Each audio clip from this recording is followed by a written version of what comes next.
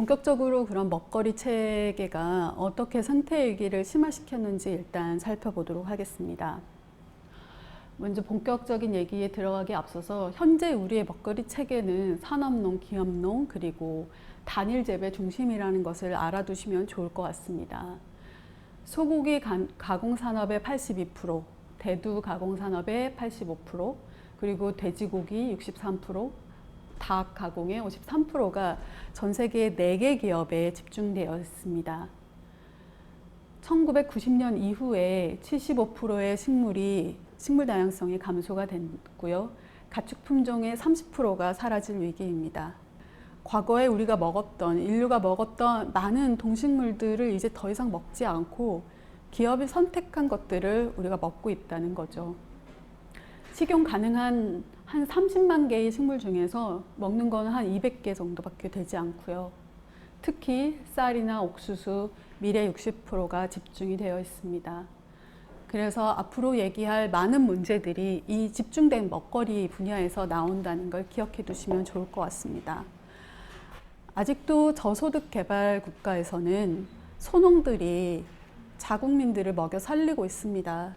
하지만 이런 산업농, 기업농들이 그곳에서 키우는 대규모 콩, 옥수수, 밀 같은 것은 그 나라 국민들에게 가지 않고 전 세계로 수출이 되면서 그 이익이 기업에게로 돌아가는 거죠. 가장 큰 생태 위기는 저는 산림 파괴를 꼽겠습니다. 전 지구적으로 파괴되는 숲의 80%가 축산, 코코아, 낙농, 팜유, 콩을 생산하는 산업농 때문에 생기고 있는데요. 이미 90년 이후에 열대우림의 17%가 소실이 되었습니다. 그런데 2010년 이후에 브라질에서는 이 수출용 콩 대두 생산이 45%가 증가했고요. 역시 아마존 못지않은 열대우림을 가지고 있는 인도네시아에서는 팜유가 무려 75%나 생산이 증가했다고 합니다. 2030년까지 북미나 유럽에서 이런 팜유나 대두의 소비량이 70% 이상 줄어야만 산림 보호가 가능하다는 연구 결과들도 있습니다. 단적인 예로 브라질의 토지 이용 변화를 한번 보겠습니다. 1985년부터 2009년까지 이 토지 이용의 변화를 비교를 해봤는데요.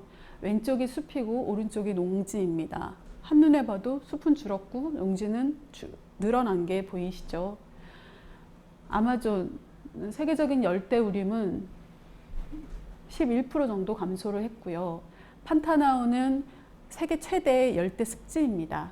판타나우는 무려 24% 정도 감소를 했습니다. 반면에 아마존과 습지 모두 한 250%가 넘는 지역이 농지로 전환이 됐습니다. 왜 그렇냐? 대두를 생산하기 위한 것입니다. 그리고 소를 기르기 위해서고요. 지난 11년간 영국 크기만큼의 아마존 숲이 대두를 생산하기 위해서 사라졌다는 결과가 있습니다. 이 대두 생산은 결국 소에게 먹일 사료거든요. 사람들이 먹는 식량도 아니라 동물에게 먹일 사료를 위해서 이런 숲들이 사라지고 있습니다. 다음으로는 망그로브 숲인데요. 우리가 흔히 열대우림만 생각을 하는데 동남아에 있는 독특한 자연 생태계 중에 하나인 망그로브 숲도 지금 망가지고 있습니다. 전 세계에서 소비되는 새우의 절반이 양식이고요. 이건 점점 증가할 것으로 예상을 하고 있는데 중국과 인도네시아, 태국에서 대부분을 생산하고 있습니다.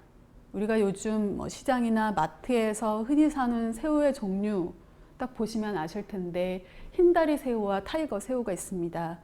이게 전 세계 새우의 한 80%를 차지하는데 질병에 상당히 취약하다고 해요. 그래서 양식장에서 이 새우들을 키울 때 항생제를 많이 쓸 수밖에 없고 그 항생제 때문에 주변에 수질 오염이 당연히 발생할 수밖에 없습니다. 망그로브 숲은 전통적으로 해안가 지역에 자리 잡고 있는데요. 과거에 동남아에 큰 쓰나미가 왔을 때 이런 분석들이 많이 있었습니다. 우리나라도 해안가에 방풍림이라고 해서 큰 나무들이 마을이나 사람들을 큰 태풍이나 뭐 바람에서 보호해주는 역할을 했었는데 망그로브 숲이 동남아에서 그런 역할을 했었거든요. 그런데 새우 양식장을 만들면서 이 숲들이 너무 많이 파괴가 되었기 때문에 쓰나미 피해가 더 클 수밖에 없었다는 결과들이 당시부터 10여 년 전부터 있었는데 아직도 새우 양식장은 사라지지 않고 사실은 더 많이 확대가 되고 있습니다. 숲을 없애고 새우 양식장을 만드는 과정에서 살인, 방화, 강간 같은 폭행 사건들도 벌어진다고 하고 있고요.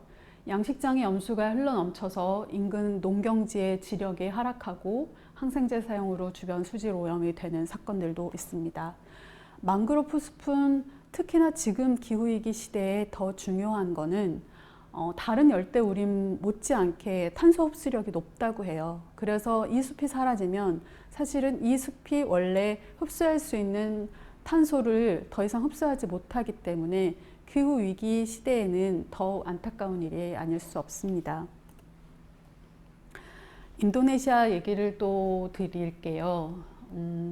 인도네시아 팜유 생산이 아까 75% 정도 증가했다는 얘기를 드렸는데 20년간 영국 면적 이상의 숲이 훼손이 됐습니다. 이 야자수를 키워서 팜유를 생산을 하는 건데요. 특히 수마트라와 보르네오 섬에서 이런 팜유 농장들이 급격히 늘어나기 시작했습니다. 이곳은 안타깝게도 오랑우탄의 최대 서식지예요. 오랑우탄은 주로 아프리카에 서식하는 유인원인데 아프리카를 제외하고는 이 두 섬에서 유일하게 살고 있는 동물입니다. 그런데 1999년부터 2015년 사이에 보르네오 섬에서만 무려 10만 마리가 사라졌다고 해요. 어디로 갔을까요? 죽었거나 혹은 다른 곳으로 도망갔을 수도 있겠지만 도망가서도 아마 잘 살지 못했을 것 같습니다. 팜유 생산을 위해서 플랜테이션 농장을 만들기 위해서 불법 개간을 하는 거고요. 그 불법 개간을 하는 과정에서 산불이 발생하고 산불 때문에 대기 오염이 심각해지고 그래서 사람들이 또 이곳 주민들이 호흡기 질환에 시달리기도 합니다. 오랑우탄은 말레이어로 숲속의 현명한 사람이라는 뜻을 가졌다고 해요. 사람과 참 비슷한 행동들을 보이기 때문에 사람들이 많이 좋아하기도 하는데 오른쪽 사진은 뉴욕타임즈에 실렸던 한 오랑우탄에 대한 이야기에 나온 사진인데요. 구조센터에서 한 마리의 오랑우탄을 구조를 해서 살펴봤더니 무려 74발의 공기탄 피가 몸에 있었다고 합니다. 팜유를 만드는 과정에서 불법 개간을 하고 거기서 오랑우탄이 발견되면 이제 죽이는 거예요. 그러다가 아마 도망을 치다가 이렇게 맞았을 텐데요.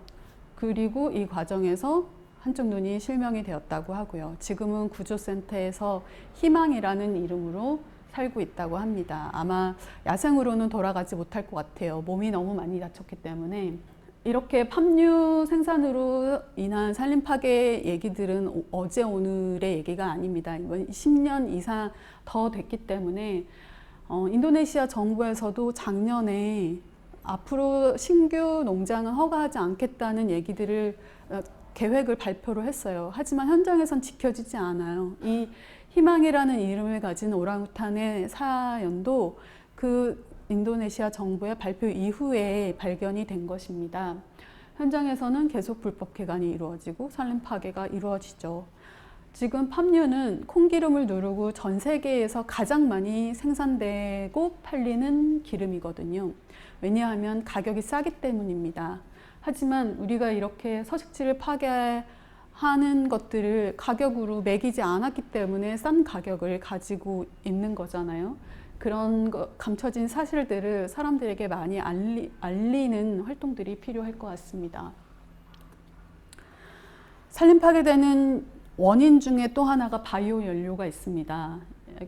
옥수수와 콩을 이용해서 바이오 에탄올과 바이오 디젤을 생산해서 자동차 연료로 사용한다는 개념인데 2000년대 말에 바이오 연료 인기 때문에 옥수수와 콩 가격이 국제적으로 아주 크게 상승한 적이 있었습니다.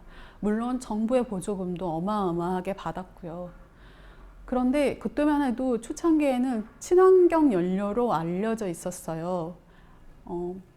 그런데 2008년쯤에 연구를 해보니 사실 바이오 에탄올이 석유보다 93%나 온실가스를 더 많이 배출한다는 겁니다. 그래서 더 이상 친환경 에너지도 아니고, 그리고 사람이 먹어야 할 옥수수와 콩을 자동차의 연료를 쓰기 위해서 이제 전환하는 게 맞나 하는 질문들을 하게 되는 거죠.